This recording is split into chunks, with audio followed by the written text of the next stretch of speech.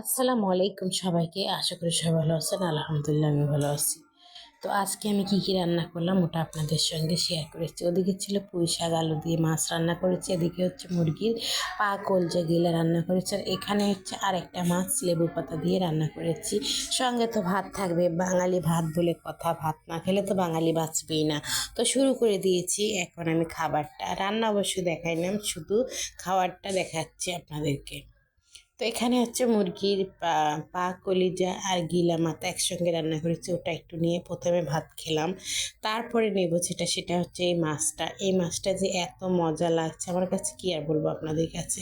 তো যারা যারা চিনেন তারা তো অবশ্যই জানেন কেমন স্বাদ, একটু কাটা বেশি হলেও স্বাদ কিন্তু অনেক ছিল। তো এটা বাচ্চারা খেতে পারবে না, অবশ্যই যারা একটু বুঝের মানুষ আমার মতো তারা অবশ্যই খেতে পারবে।